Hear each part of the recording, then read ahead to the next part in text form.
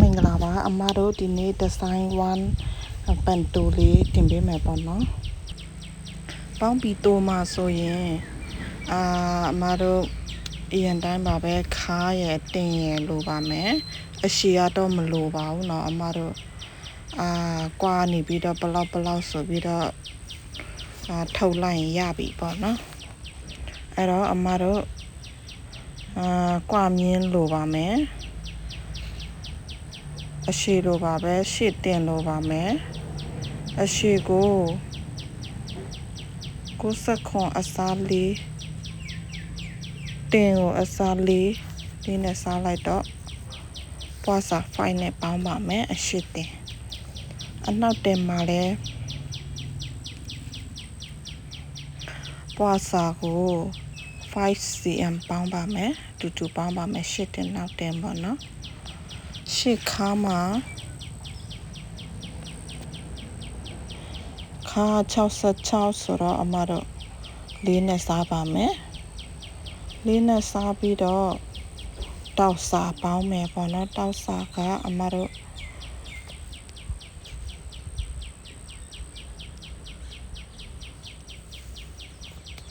5cm ပေါင်းပါမယ်တောက်စာပွားစာကျတော့ 1.5 5cm ဆိုတော့အမတို့တစ်ဖက်ကို 2.5 တောက်စာယူမယ်ပေါ့နော်ပြီးရင်အနောက်ခါအတွက်လေးနဲ့စားပြီးတော့ခါကိုလေးနဲ့စားပြီးတော့ပုံမှန်တိုင်းပဲအနောက်မှာဒီကျိုးထက်မှာဖြစ်တဲ့အတွက် 6.5 or 7ပေါင်းပါမယ်အဲ့တော့23 cm ရတယ်ပြီးတော့ကွာထုတ်အရှိကွာထုတ်မှာလဲတူပါပဲပုံတီ6 cm လောက်လောက်မယ်ပေါ့နော်အမတို့ပေါင်းပြီးရှင်းမှာတော့ကတင်ကို20နဲ့စားတယ်ပေါ့နော်ပြီးတော့4585ရတော့5နဲ့ကန်ရတဲ့စိတ်ပဲ20ပဲလို့ဆို5ယူလိုက်တယ်အဲ့တော့5ကိုအပေါင်းပွားစားပါတော့တက်ကွာလေးပွားတော့အောင်ဆိုပြီးတော့1နဲ့ပေါင်းလိုက်တော့6 cm အဲ့ဒါမို့ဘယ်သူမဆိုဟောပြီးတိုးမှဆိုရင်ပုံတေ6ယူလို့ရပါတယ်နောက်ကွာထုတ်အနောက်ကွာထုတ်လဲမူလတင်ကို30နဲ့စားမယ်30နဲ့စားလိုက်တော့ 9.75 ရတယ်ပြီးရင်အမတို့ပွားချင်တာဖြစ်တဲ့အတွက်အနောက်မှာတင်ရှိတယ်လေနော်တင်ရှိတဲ့ခါကျတော့အမတို့ပိုပေါင်းလိုက်မယ် 9.75 ကို2နဲ့ပေါင်းလိုက်တယ်အဲ့တော့ 11.75 ရပါတယ်အနောက်ကထုံးမှာပိုပေါင်းလိုက်တယ်ပေါ့နော်အဲ့တော့အမတို့ဒါလေးတွက်ထားပြီးဆိုရင်အမတို့ဆွဲရုံပဲစာရွက်ရဲ့အပေါ်ဘက်မှာဆိုရင်အမတို့ဟို5 cm လောက်ခြံထားပေးပါအဲ့ဒါခါမြင်ပဲနော်ခါမြင်ပြီးရင်ဘေးကိုလည်း2 cm လောက်ညင်ချောင်းတားလိုက်တယ်ပေါ့နော်ပြီးရင်ခါမြင်ပြီးအမတို့ကွာမြင်ဆွဲပါမယ်မတို့တွက်ထားတာကွာမြင်29.25 ရပါတယ်အဲ့ဒါကိုကွာမြင်ဆွဲလိုက်မယ်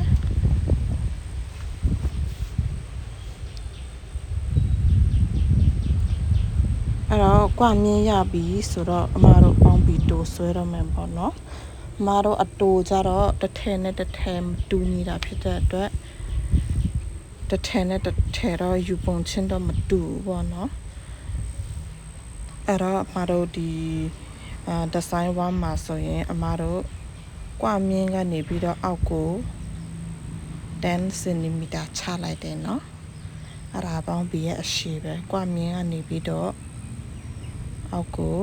10 cm ချပါမယ်အဲ့ဒါပေါင်းပြီးရဲ့အရှိပါနော်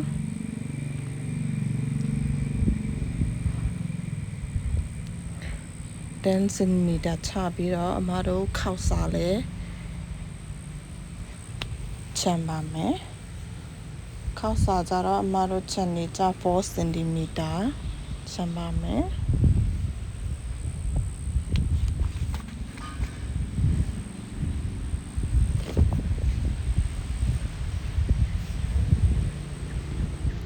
4 cm ခောက်စာလေး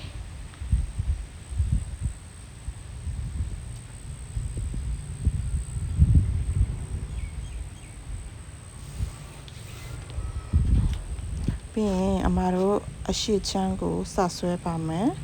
စဆွဲမယ်ဆိုရင်ရှစ်တင်လို့မယ်ရှစ်တင်ကိုအစားတွန်းလိုက်ပါမယ်29.25ပေါ့နော်ပြီးရင်အပေါ်ခါမှလည်း29.5ဆိုပြီးတော့မှတ်ထားပြီးတော့အထက်ကို1 cm ဝင်ပါမယ်ပြီးရင်မင်းချောင်းကိုဆက်မယ်ပြီးရင်အရှိကွာထုတ်ပုံမှန်ပုံတေပေါ့နော်6 cm ပြီးရင်အောက်ကိုတက်တက်ချလိုက်ပါဒါတော့ပေါင်းပြီးတက်တက်ဆိုတော့ဒီခောက်စာမှာပုံဒီဘက်ဘေးကိုမထွက်ချင်လည်းရတယ်ပေါ့နော်သူကအတဲ့ပဲဖြစ်တဲ့အတွက်အဲ့တော့အရှိခါမှတ်ပါမယ်1 cm ဝင်ထားတဲ့နေရာနေပြီးတော့အရှိခါ23 cm မှတ်ပါမယ်ပြီးရင်မှတ်ထားတဲ့နေရာမှာ 1.5 ကိုမှတ်လိုက်မယ်ပြီးရင်တင်မြင်နဲ့ဘေးကွေးနဲ့ဆက်လိုက်မယ်ပေါ့နော်1 cm တက်ပြီးတော့ဒီလိုလေးပါပြီးတော့အမတို့ဆက်လိုက်မယ်ဒီလိုမဆက်ရဘူးเนาะတက်တက်မဆက်ရဘူးဒီခါမှာလေဘေးကွေးလေးနဲ့ပြပြလေးတောင်းလာလေးပြပြလေးဒီလိုလေးဝါရပါမယ်ဒါမှအမှန်ပါတက်တက်မဆက်ရပါဘူးပြီးရင်ကွာမြင့်ထုတ်ထားတဲ့နေရာနေပြီးတော့တင်ကိုတဝဝပါမယ်ဒါပေါင်းပြီးရဲ့အလယ်မြင်းပေါ့နော်အလယ်မြင်းမှာရှေ့ခါကတောက်စာ vice ပေါင်းထားတာဖြစ်တဲ့အတွက်အလယ်မြင်းမှာတောက်ဖြည့်ပါမယ်တစ်ဖက်ကို2.5 တောင်းနဲ့ယူပါမယ်ဒီလိုလေးမှတ်ထားလိုက်မယ်နော်တောက်ကလေးကို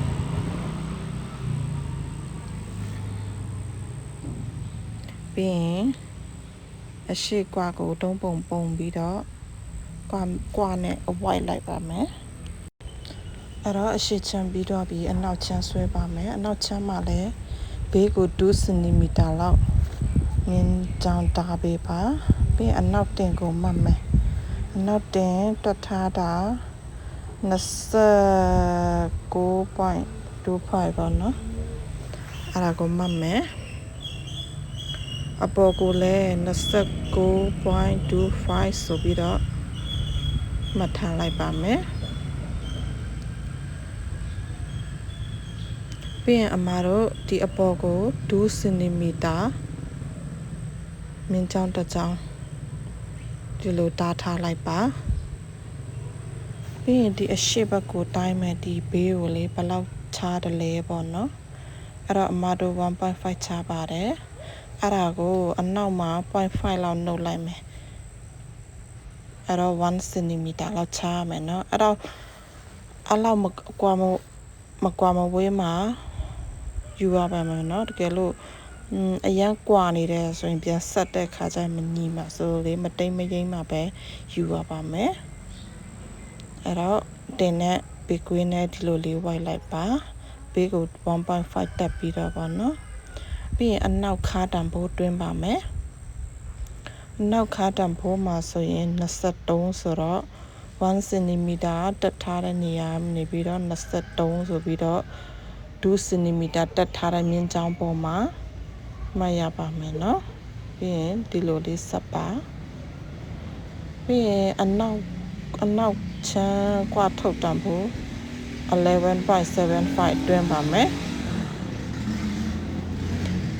ပြီးရင်ဒီအနောက်ဘက်ကို 3ပုံပုံလိုက်ပါပြီးရင်ဒီအောက်ဆုံးပုံကိုဆက်လိုက်ပါတဝက်ဝက်ပါပြီးရင်ဒီတောင်းမှာလည်းတဝက်ပြန်ဝက်ပါမယ်ပေကွေးနဲ့လမ်းဆက်လိုက်ပါဒီလိုလေးဆက်မယ်နော်ပြီးရင်ခြေဝါးလေးကိုလည်းအောက်ဆုံးဒီတက်ဆက်လိုက်ပါခေါက်စာ4 cm ပါဒါတော့ပေါင်းပြီးတိုရဲ့အရှိလေးကိုကွက်မြင့်ကနေ10 cm ချတာပါဒါတော့ဒီဇိုင်း1မှာယူပုံယူနည်းအတိုင်းအတာလေးပေါ့နော်ဒီဇိုင်း2မှာလည်းနောက်ပုံစံတစ်မျိုးနဲ့ပြပေးပါမယ်နော်